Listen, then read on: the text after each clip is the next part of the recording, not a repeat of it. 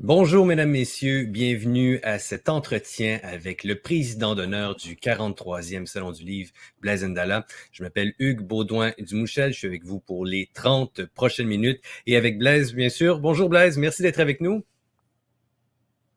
Ah, là, je vous entends. Moi, je vous On vois. vous entend et on vous voit. Merci beaucoup d'être avec nous, cher président d'honneur. Alors, comme je disais, on a à Salut peu tout le près une monde, hein. demi-heure ensemble. On va parler de votre plus récent roman intitulé Dans le ventre du Congo. Parution la plus récente, bien sûr, c'est publié chez Mémoires d'Encrier. Un livre qui a pour trame de fond le zoo humain de l'exposition universelle de 1958 à Bruxelles. C'est sûr que le romancier a pris certaines libertés, hein, j'imagine, mais dans cette exposition de 1958, on a ni plus ni moins réduit les Congolais à des bêtes de foire. Et moi, ce qui m'a consterné, c'est je sais que ça s'était déjà passé auparavant, mais finalement, ça s'est passé il n'y a pas si longtemps que ça. Ça s'est passé, Blaise Ndala, il y a seulement à peu près 64 ans de ça en 1958. C'est sidérant, n'est-ce pas? Effectivement, c'est sidérant, c'est effarant quand on réalise qu'en fait 1958, c'était hier en quelque sorte. Oui. Mais ce qui est encore plus sidérant, me semble-t-il, et ça je l'ai découvert après que le roman était déjà sorti, c'est que des expériences analogues plus récentes, il y en a eu. Il y en a eu en 1994, comme une émission de France 2 venait de nous le faire rappeler, de nous le rappeler il y a à peu près une semaine. À Nantes, il y avait eu ce qu'on a appelé là-bas un village Bamboula, pratiquement dans la même logique que celle de Expo 58, où des paysans ivoiriens avaient été donc amenés de Côte d'Ivoire, exposés dans un semblant de village à Nantes pour reproduire un peu les scènes de vie traditionnelles dans la Côte d'Ivoire profonde et ainsi amuser un peu la galerie, hein, donner un peu d'exotisme aux visiteurs français principalement qui s'y rendaient. 94. Et en Et Belgique, dans susciter un passé l'indignation, encore plus j'espère? récent, ça a fini par susciter l'indignation. Des associations comme Mhm. SOS Racisme en France ont dû intervenir. Certains élus de gauche, communistes et autres sont montés au créneau. Et voilà, finalement, ça finit par fermer les portes. Mais ça avait quand même attiré foule pendant plus de 2 semaines. Et en Belgique même, en 2002, de recherches plus récentes m'ont fait réaliser que dans la petite ville d'Ivoire, près de Dinan, dans les Brabants wallons, il y avait dans un parc des pygmées, donc des peuples issus de Premières Nations de l'Afrique centrale, dans ce cas-ci du Cameroun, des Baka, de l'ethnie Baka du Cameroun, avaient été eux aussi exposés dans ces parcs pour danser, singer des gestes qui, pour les organisateurs, me semble-t-il, devait évoquer la vie sauvage dans la jungle équatoriale. Donc, ces choses-là, ce passé-là, malheureusement, n'est pas vraiment passé. Mhm. Et c'est très récent. Et dans le cas de la Belgique, c'était pas non plus la première fois en 1958. Ça s'était fait bien auparavant aussi, bien sûr, à l'époque de Léopold II. Et donc, parmi ces Congolais, là, on revient en 1958, vous racontez l'histoire de la princesse Tchala Nyota Meola. J'ai bien prononcé? Chalanyota Moelo, oui, Moelo, oui, presque, parfait. vous y êtes. Oui. Et est-ce qu'elle a existé pour de vrai? Ou est-ce que ça, c'est une liberté de La, l'auteur? non, la princesse est née de l'imagination de l'auteur. Par contre, la dynastie du Nimi, de laquelle elle descend, le royaume des Bakuba, d'où elle vient, eux sont bel et bien tirés de l'histoire. Mais Mhm. la personnalité, le personnage de la princesse a été tissé en croisant certains traits que j'ai pu tirer justement de l'histoire des Bakuba. Mm. Et puis l'histoire est en deux parties en quelque sorte, parce qu'il y a l'histoire de cette princesse, mais aussi l'histoire de sa nièce, qui part à sa recherche 45 ans plus tard. Qui est sa nièce?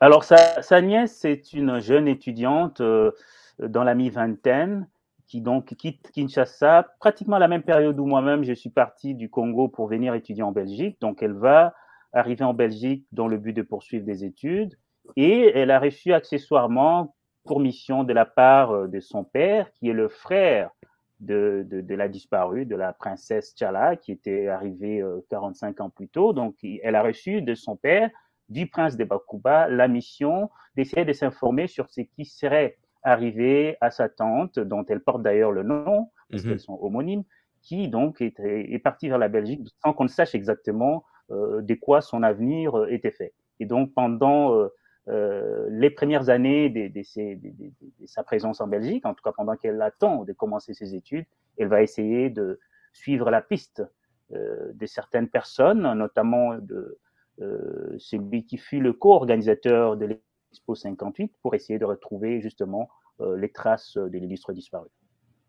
Et puis pourquoi avez-vous décidé de construire cette histoire en deux temps? Vous auriez pu, par exemple, décider de faire un roman purement historique sur ce qui s'est passé à cette princesse en 1958, sans cette incartade dans un passé plus récent. Pourquoi vous avez déterminé que c'était cette structure-là qui était la meilleure?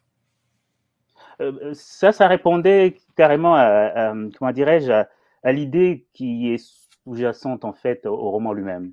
Et cette idée, on la retrouve quand on va au musée royal des Tervuren, d'où m'est venue l'idée d'écrire le roman, donc à Tervuren près de Bruxelles. Quand vous entrez dans le hall principal, là où il y a la grande pirogue que les Belges avaient ramenée du Congo, vous voyez sur le mur une citation d'un auteur flamand qui dit tout passe sauf le passé. Donc je Mm. voulais voir dans quelle mesure les événements qui se sont produits en 1958 et d'ailleurs bien avant, ceux qui ont conduit à l'exposition 58 et au drame qui est relaté dans le roman, pouvaient ou non avoir une résonance dans le monde contemporain. Et le meilleur moyen, me semblait-il, de vérifier l'assertion selon laquelle ce passé-là ne passait pas, c'était de camper un personnage qui serait légataire de cette histoire-là, de cette tragédie, dans le monde moderne pour voir si ces événements-là pouvaient avoir une résurgence beaucoup plus présente, beaucoup plus proche de nous, et ainsi voir par une sorte de jeu de miroir si la corrélation pouvait être pertinente. Et je pense qu'à travers le personnage, beaucoup d'autres personnages, mais notamment à travers le personnage du joueur de football, de Oui. soccer, comme on dit ici, Rex Mobetti, et à travers d'autres rencontres que Nyota va faire en Belgique, la question trouve assez rapidement, me semble-t-il, une réponse. C'est une histoire qui vous travaillait depuis longtemps, hein? C'est une histoire qui m'a travaillé très longtemps, dans ce sens que le déclic, comme je le disais, je l'ai en 2004. On est 4 mois, Mhm. à peu près 5 mois après mon arrivée en Belgique, quand je me rends à Tervuren, justement, pour visiter le musée royal d'Afrique centrale et que je découvre à côté du musée qu'il y a 7 tombes des Congolais qui avaient été eux aussi exposés lors de l'exposition justement de 1897, comme vous le mentionniez au début. Donc c'est à partir de là que naît vraiment le projet d'écrire un roman pour donner une voix à ces personnes, pas seulement celles décédées au 19e siècle, mais celles qui ont encore été accueillies au 20e siècle, donc en 1958. Mais ça va prendre quand même une dizaine d'années. Je vais venir au Canada, je vais écrire 2 romans avant celui-ci. Et puis, quand je me sentirai prêt, quand j'aurai trouvé l'angle idoine pour relater ces faits-là, pour le romancer, alors seulement je me jetterai. Et au bout de 4 ans et demi, 5 ans à peu près, je serai en fait parvenu à écrire dans le ventre du Congo. Donc ça vous a pris, c'est ça, 4 ans et demi, vous dites, pour l'écrire? Entre le moment où vous avez enfin trouvé le bon angle, comme vous dites, et finalement le parachèvement de l'œuvre? Oui, de bout en bout, je dirais 4 ans et demi, ça aurait pu sortir à la rentrée de septembre en France, septembre 2020, mais si je prends vraiment de bout en bout, y compris les dernières corrections qu'on a faites avec la maison d'édition, donc en bout, ça serait 5 ans en tout. Est-ce que c'est votre roman que vous avez travaillé le plus longtemps avant sa publication? Absolument. Je Oui. crois que les autres ont été écrits dans des temps beaucoup plus courts, beaucoup plus comprimés, mais dans ce cas-ci, pour les raisons que j'évoquais tantôt, ça a été le projet qui m'aura occupé le plus longtemps, parce que les écrivains vous le diront, même quand on n'écrit pas un roman, il s'écrit d'une certaine manière. Donc même pendant Mm. la dizaine d'années où je n'étais pas en train d'écrire, où je ne faisais que collecter des informations, euh, vérifier la pertinence de certaines sources, la trame se tissait dans mon esprit, elle se construisait année après année. Mais dans le cadre strict de l'exercice comme tel, de se mettre devant mon ordinateur pour écrire le roman de 300 et quelques pages qu'on a aujourd'hui entre les mains, oui, ça s'est étalé sur 5 ans. L'avez-vous écrit de façon chronologique, selon par exemple la chronologie qu'on retrouve dans le roman, ou est-ce que vous avez écrit des bouts séparés, rabouté ça, décidé de mettre, bon, je vais parler plus de la princesse T'Challa au début, puis ensuite on va faire venir sa nièce dans l'histoire. Comment vous avez écrit? Est-ce que c'est vraiment d'une traite telle qu'on le retrouve dans le roman? Moi, j'écris toujours d'une traite. J'ai Ah oui. beaucoup de respect pour les auteurs qui compartimentent leur création en disant, je vais écrire ce personnage-là, ou je vais écrire cette scène dans cette partie de l'histoire. Ensuite, je les mettrai côte à côte, je tisserai mon fil. Non, je ne travaille pas comme ça. En tout cas, ça pourrait peut-être marcher, mais je n'ai pas l'impression que c'est la méthode qui m'aille. J'ai toujours besoin d'avoir un canevas, incomplet mais relativement clair, de par où je commence mon histoire, par quels Mhm. grands axes je la fais traverser et comment je la termine. Et de manière générale, je vais l'écrire dans cet ordre-là. Cela étant dit, il m'est parfois arrivé d'avoir une fulgurance comme ça, d'une scène précise qui s'insère à telle partie de l'histoire. Je peux exceptionnellement m'arrêter, écrire quelque chose que je garderai à côté. Mais ça reste vraiment de l'ordre de l'exception. La règle, c'est que je commence mon histoire, j'ai un plan général, pas très étoffé, qui me guide, mais c'est vraiment au fur et à mesure que je vais la bâtir jusqu'au point final. Vous avez parlé un petit peu plus tôt de trouver le bon angle pour raconter cette histoire. Est-ce qu'il y a eu un déclic particulier qui a fait en sorte que vous avez dit, bon, enfin, là, je suis prêt. Vous disiez, bon, je voulais être prêt, en mesure de bien raconter cette histoire. Est-ce qu'il y a eu un déclic ou c'est simplement un matin, Blaise Ndala s'est réveillé et s'est dit, bon, ben, aujourd'hui, je sais pas moi, 26 février, je m'assois puis je commence cette histoire-là. Moi, il faut toujours un déclic. Tantôt, je parlais avec Jade Montpetit à la radio et Oui. je racontais comment l'amorce de l'écriture dans le ventre je dirais dans la tombe des Senghor s'était faite, mon premier roman. Je Mhm. prends le volant, je suis sur la route et là, j'ai comme ça cette sorte de fulgurance. Encore une fois, j'ai comme une voix, comme une scène qui se dessine. C'est bien imprimé dans mon esprit. Et là, je sais que c'est en ce moment-là qu'il faut que je commence l'exercice. Et là, toutes affaires cessantes, j'ai pas d'autre choix que de commencer. Dans ce cas-là, je m'étais arrêté au bord de la rue, j'avais pris une facture de Vidéotron, j'avais commencé à écrire la scène que j'avais imaginée, qui était tellement réaliste dans mon esprit. Et puis, quand je n'avais plus de place sur le papier, j'étais retourné dans mon appartement pour, devant mon ordinateur, m'asseoir pendant 6 heures jusqu'à ce que j'ai terminé ce flux de création que je sentais monter. Dans les cas de Dans le ventre du Congo, ça s'est passé pratiquement de manière similaire. Ah oui. Je me souviens vaguement, oui, je pense que je prenais une douche ou quelque chose comme ça. Et voilà, à un moment donné, je voyais cette scène du début, celle qui ouvre le roman. Je Oui. voyais ce personnage de René Comer, turlupiné par tous les défis qui se dressaient, la contestation, les attaques dans les médias pour un projet qui n'avançait pas, l'exaspération du Palais Royal. Je l'imaginais tourmenté par ce carcan qui lui arrivait, et le risque, la crainte d'un échec. Je disais, mais si ça commençait comme ça, par un comité d'organisation qui ne sait pas où donner de la tête et qui est harcelé par le Palais Royal et qui essaye de trouver la porte de sortie, ça serait peut-être une bonne manière de créer la tension et de poser les décors. Ensuite suivrait le reste. Et je suis sorti oui, je pense que j'étais dans la douche, je suis sorti de la douche, je me suis directement assis devant l'ordinateur. C'est cette scène-là que j'ai écrite et le reste a suivi. Il me faut, oui, ces déclencheurs qui est de l'ordre de l'urgence. Il faut vraiment que je sente qu'il y a quelque Mhm. chose qui est là, qui est fort, qui m'oblige pratiquement à allumer la flamme. C'est une compulsion. Et là, je la prends. Oui, comme une pulsion, exactement. Oui. Est-ce que vous aviez déjà complété vos recherches à ce moment-là ou elles ont continué par après une fois l'écriture entamée? Parce qu'il y a beaucoup J'ai de recherches dans le continué. roman, manifestement. Oui, il y en a eu beaucoup. J'avais beaucoup de données, j'avais des notes, j'avais des fiches où j'avais noté des choses et d'autres, j'avais des documents que j'avais essayé de résumer. Mais une fois que j'étais dans les textes, il m'est arrivé effectivement à quelques reprises de ressortir du texte pour aller confirmer une information, pour aller chercher un autre bout. Mais je crois que le gros quand même avait été assemblé au fil des années. Et là, je vous parle de documents auxquels j'ai pu avoir accès sur Internet, mais il y a aussi des documents qui m'ont été envoyés par des amis. J'ai des amis, par exemple, une amie qui est professeure d'université à l'université de Marrakech au Maroc, qui m'a envoyé des documents datant du 19e siècle, de 1895, sur le royaume Cuba, Hmm. qu'elle a pu trouver dans la bibliothèque de son université. D'autres amis m'ont envoyé des documents de la Bibliothèque nationale de France, des bibliothèques en Belgique. Bref, moi-même, je suis allé, j'ai réuni des choses Mais au moment où je me lance dans l'écriture, même si j'ai le gros de la recherche, je vais quand même revenir parfois sur des détails et c'est ainsi que ça va s'acheminer. Je disais d'entrée de jeu que c'était absolument sidérant juste qu'on fasse ça à des êtres humains dans une époque en plus là assez récente, puis vous l'avez dit encore plus récente que qu'est-ce que je pensais. Plus vous faisiez vos recherches, étiez-vous capable de compartimenter, c'est-à-dire de dire oui, c'est absolument consternant ce que je lis, mais bon, je tente de raconter une histoire. Comment qu'on reçoit toutes ces informations qui doivent quand même vous faire mal à vous personnellement? Oui, il y en a qui ont fait mal, il y a d'autres qui s'ajoutaient à des connaissances que j'avais. Hein. Ce serait pas vraiment vrai de dire que je découvrais tout.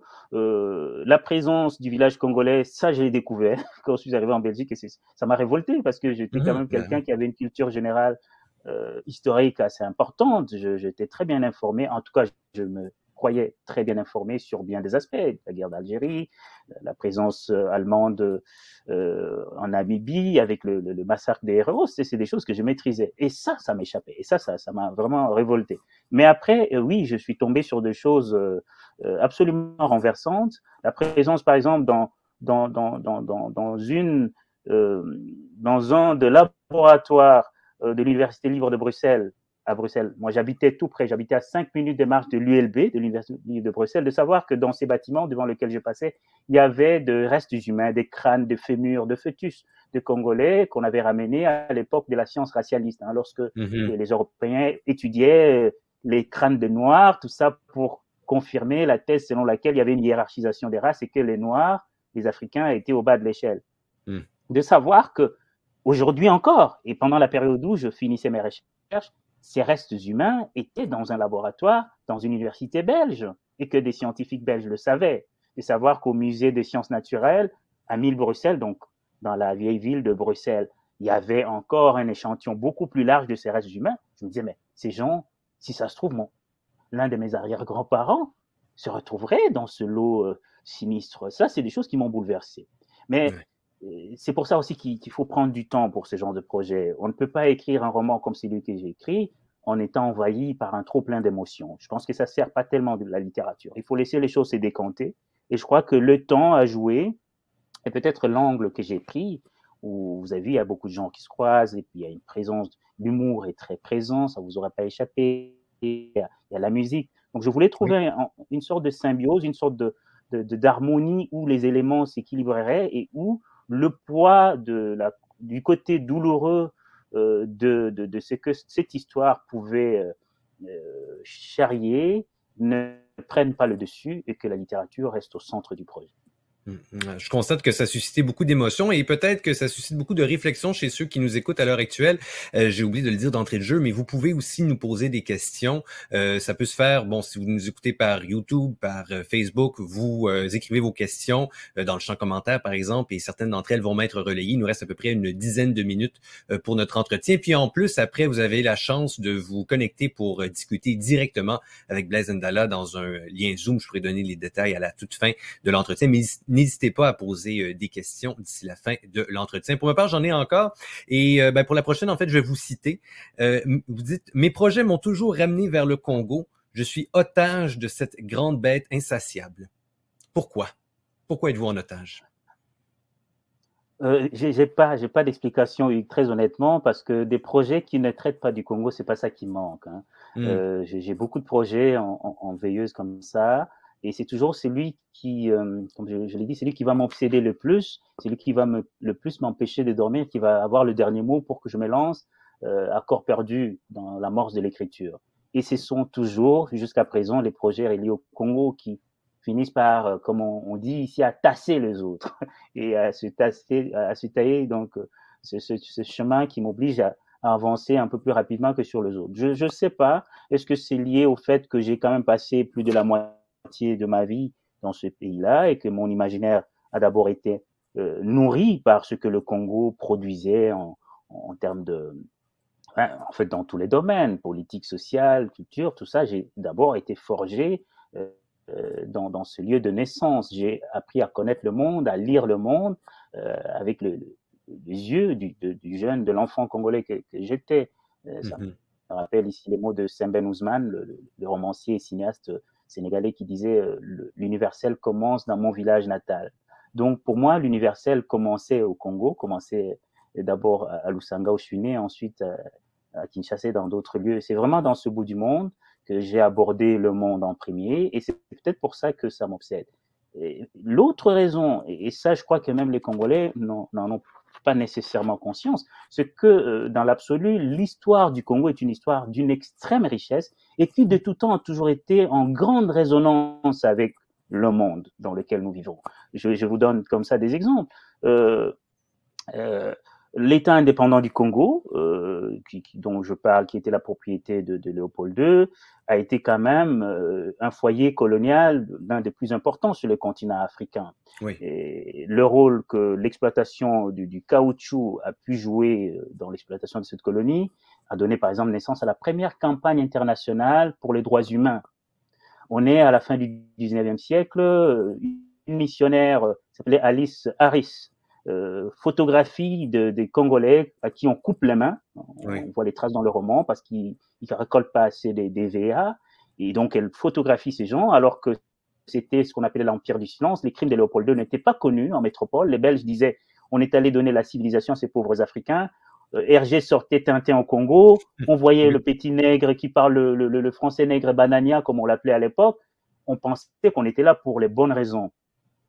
Il a fallu que cette campagne des Harris, évidemment à côté de la résistance que les Congolais menaient eux-mêmes à l'intérieur, il a fallu que cette campagne de Alice Harris, à laquelle s'étaient joints de personnalités comme Sir Conan Doyle, comme l'écrivain Mark Twain, comme le diplomate britannique José Casement, il a fallu que tous ces gens-là mènent une grande campagne avec Edmond Morel, britannique et français lui aussi, pour que, pour la première fois sur la scène internationale, la question des droits humains puisse être abordée dans une perspective globale. Je peux aussi parler, dans un passé un peu plus récent, lors de la Deuxième Guerre mondiale, l'uranium qui va permettre aux Alliés de gagner la guerre, après qu'on avait constaté que celui du Canada n'était pas suffisamment riche, c'était l'uranium qui venait du Congo, d'une mine du Katanga.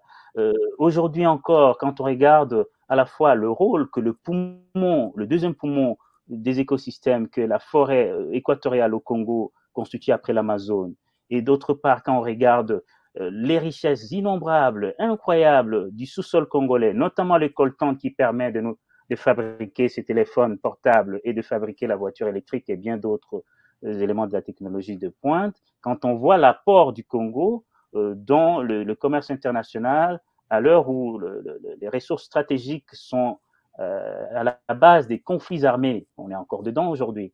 Donc, je vous dis que c'est un pays qui, à plusieurs égards, a toujours été au cœur des grandes préoccupations du monde contemporain, et c'est pas pour rien que le premier secrétaire général de l'histoire de l'Organisation des Nations Unies, Dag Hammarskjöld, est mort au Congo pendant la crise congolaise en 1961. Donc, tout ça pour dire que c'est un pays qui est immensément riche historiquement parlant, et il n'y a rien que une telle richesse pour nourrir l'imaginaire d'un créateur, fut-il romancier, cinéaste, peintre. Parce qu'avant moi, il faut le dire, des auteurs qui ont parlé du Congo, dont l'œuvre est bâtie sur le Congo, de Joseph Conrad avec Au cœur des ténèbres, à André Gide, et plus récemment notre ami Paul Kavzak, il y en a à en savoir ou en faire.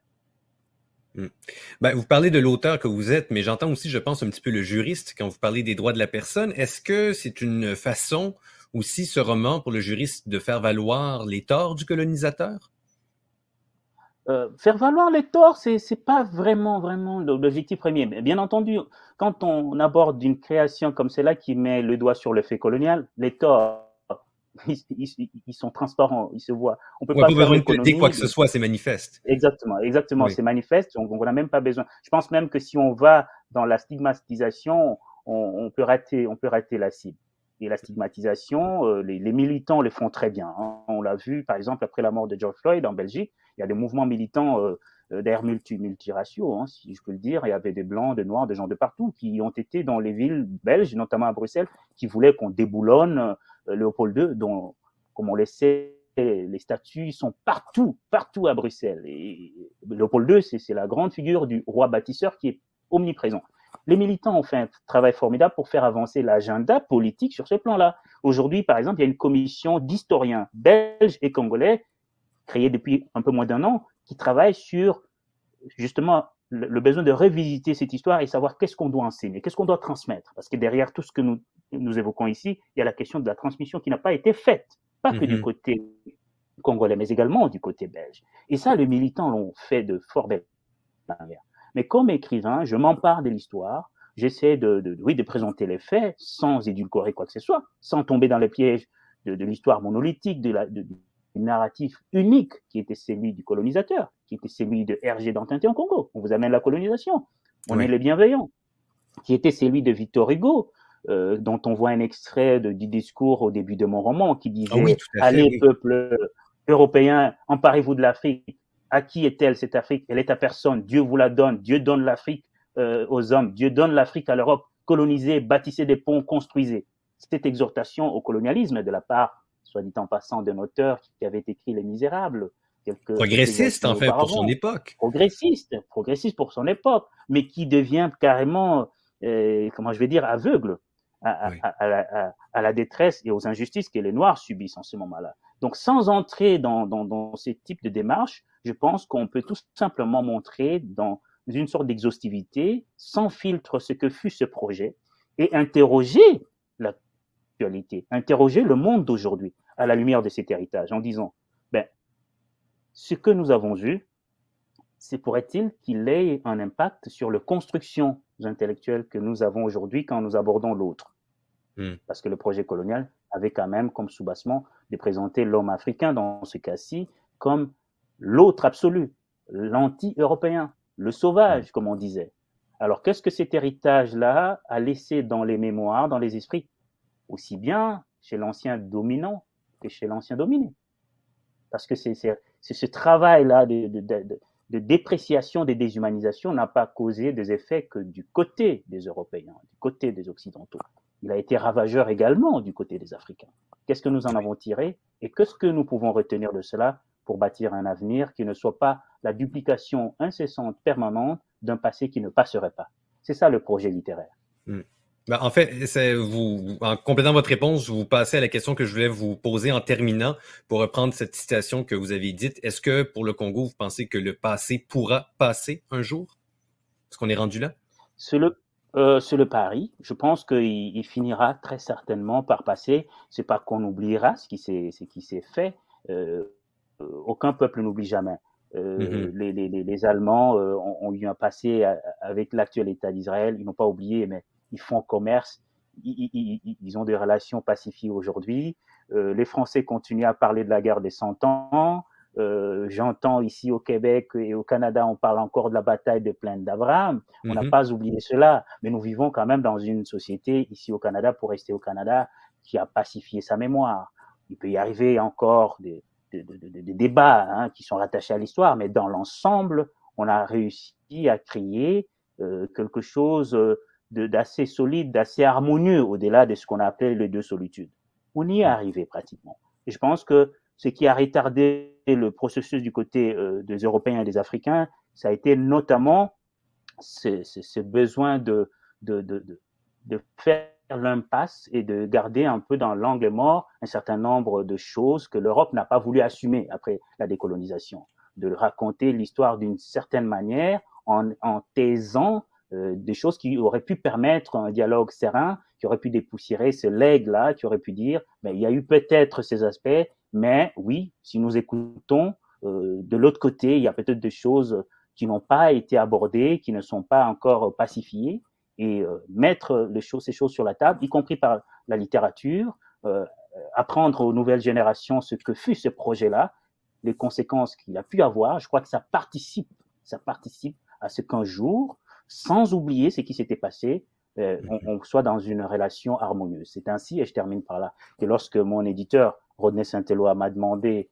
ce que j'avais à dire pour présenter ce roman au public, j'avais dit que pour moi, ce serait le roman de la pacification des mémoires. C'est dans cet esprit-là.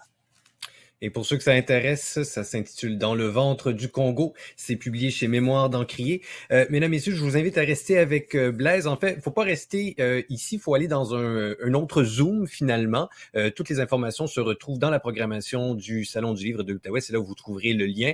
Blaise Ndala, président d'honneur, je vais vous laisser aller pour que vous puissiez dialoguer en toute collégialité avec les différents spectateurs qui voudraient vous poser des questions et discuter avec vous de votre roman le plus récent dont on vient de parler et aussi d'autres romans. Je vous souhaite un bon Salon du Livre. J'aurais aimé ça, bien sûr, comme tous et toutes, que ce soit en personne. Ce n'est que partie remise, sans doute, parce que j'imagine que vous avez encore bien d'autres choses à écrire sur le Congo ou sur d'autres régions du globe, et puis on aura certainement la chance de nous rencontrer. Merci encore.